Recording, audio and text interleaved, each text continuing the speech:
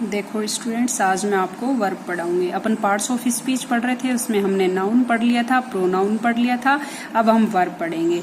अगर कोई वीडियो आपको समझ में नहीं आता है तो स्टूडेंट्स आप अभी छोटे हो तो एक वीडियो को 2 या 3 बार देखे करो, जिससे कि वो आपको अच्छे से समझ आ जाए। कुछ स्टूडेंट्स तो हैंडराइटिंग में बहुत मिस्टेक्स करते हैं, इसलिए आप देखे करो कि इंग्लिश हैंडराइटिंग लिखी कैसे जाती है। ठीक है, देखो अब हम वर्ब पढ़ते हैं। वर्ब होती क्या है? देखो जब हम सेंटेंस पढ़ते हैं तो विदाउट वर्ब के कभी कोई सेंटेंस कंप्लीट नहीं होता है, वो पूरा अर्थ नहीं देता है। देखो वर्ब होती क्या है? A verb is a word which tells us what somebody और समथिंग डज। वर्ब एक ऐसा वर्ड होता है जो क्या होता है, हमें बताता है कि किसी भी सेंटेंस में जो करता है वो क्या कर रहा है। जैसे मैं कहूँ सी इज रीडिंग, तो रीड जो अपनी वर्ब है, जो एक्शन कर रहा है वो कौन कर रहा है? तो वह कर रहा है। तो कोई व्यक्ति कर क्या रहा है, ये सब वर्ब बताता है। या हम ये भी डेफिनेशन लर्न कर सकते हैं, या हम ये भी कर सकते हैं, a verb is a word which denotes A state, process और एन एक्शन।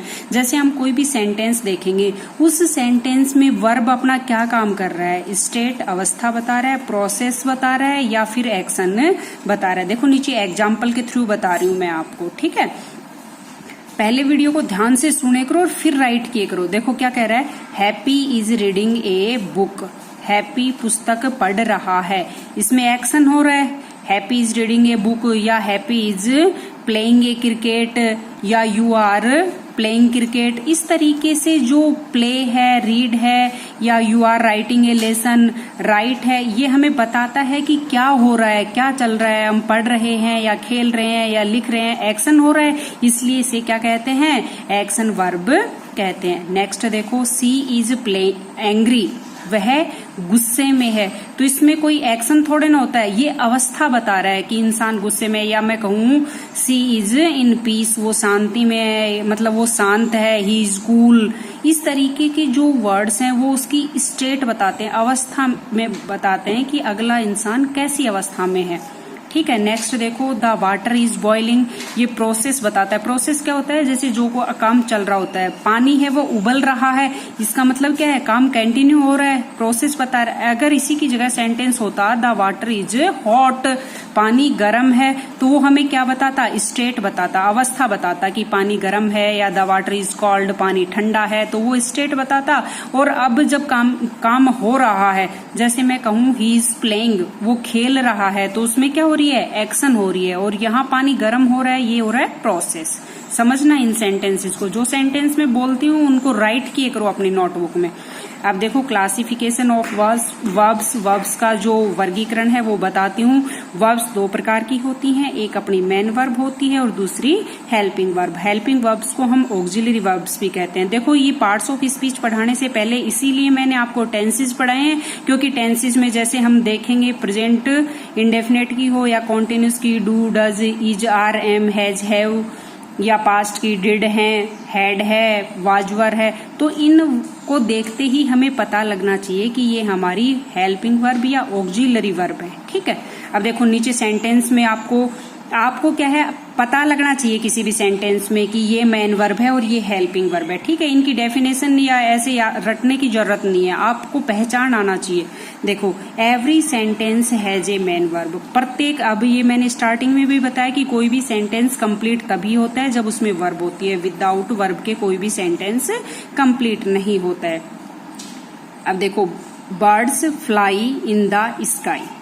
अब हमने टेंसेस पढ़े थे, इसमें कोई हेल्पिंग वर्ब लग रही है क्या? कोई हेल्पिंग वर्ब नहीं है, इसलिए जो फ्लाई है वो हमारी क्या है? मेन वर्ब, की पक्षी आकाश में उड़ते हैं। मैं कहूँ ही प्लेज क्रिकेट, वो क्रिकेट खेलता है, तो उसमें भी प्ले क्या है? अपनी जो मेन वर्ब है। ठीक है, और इसी के नीचे देखो, इसकी जगह ही यदि मैं कहूँ इसी का रीड्स ए लेसन, इसी का एक पाठ पढ़ती है, तो वो रीड्स है, वो अपनी क्या हो जाएगी? Main verb. और लेकिन यहाँ देखो इज प्लस इसी का इज रीडिंग ए लेसन है, तो इज प्लस हेल्पिंग वर्ब में क्या लग रहा है? इज प्लस वर्ब की फर्स्ट फॉर्म में आईएनजी लग रहा है, इसलिए इसमें कौन सा टेंस है? याद करो, इसमें प्रेजेंट कॉन्टिन्यूस टेंस है, इसलिए यहाँ ये क्या है? Helping verb. डिफरेंस समझे मेन वर्ब और हेल्पिंग वर्ब में। अब देखो नेक्स्ट मेन वर्ब हैं, ये भी किस में होती हैं, 2 पार्ट्स में होती हैं, ट्रांजिटिव वर्ब्स और इंट्रांजिटिव। इनको देखो मैंने हिंदी में भी लिखा है जिससे कि आपको याद करने में कठिनाई नहीं हो, और इनकी वर्ड मीनिंग भी वर्ड्स की जो मीनिंग है साथ साथ याद करते रहो। Transitive, intransitive. ट्रांजिटिव तो क्या होती है, सहकर्मक। हिंदी में भी आप पढ़ते हो ना सहकर्मक क्रिया और अकर्मक क्रिया। सहकर्मक क्या होती है, कर्म किसको बोलते हैं इंग्लिश में, ऑब्जेक्ट को। जिस सेंटेंस में ऑब्जेक्ट आए वो ट्रांजिटिव वर्ब होती है, और जिसमें ऑब्जेक्ट नहीं आए वो इंट्रांजिटिव होती है। देखो नीचे एग्जाम्पल के थ्रू समझेंगे हम, डेफिनेशन रटने की बजाय। देखो Raman killed a snake, Raman अपना सब्जेक्ट हो गया, किल्ड है ये क्या है, वर्ब की सेकंड फॉर्म है। कौन सा टेंस आया इसमें, देखो ध्यान करो, इसमें पास्ट इंडेफिनिट टेंस है। ए स्नेक, सॉरी यहां देखो ई लगेगा, SNAKE,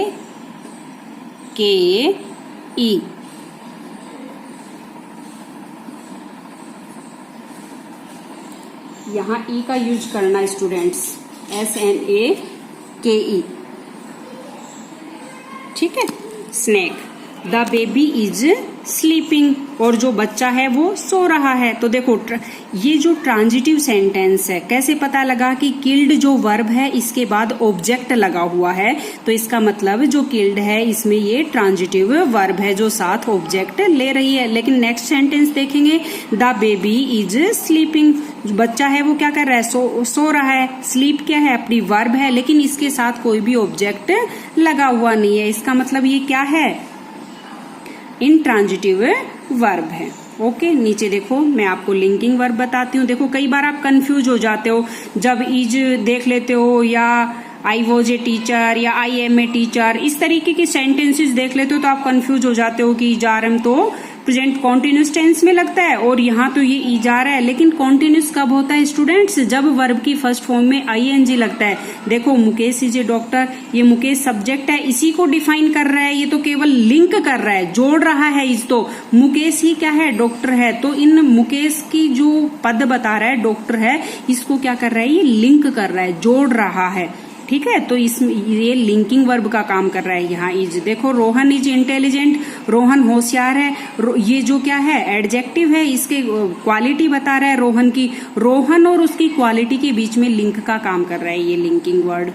ठीक है, तो ये होते हैं लिंकिंग वर्ब्स। और यहाँ होता Mukesh is playing a cricket, तो प्ले में आईएनजी लगा है, इसका मतलब वो प्रेजेंट कॉन्टिन्यूस हो जाता। लिंकिंग में और प्रेजेंट कॉन्टिन्यूस में डिफरेंस समझ रहे हो ना स्टूडेंट्स।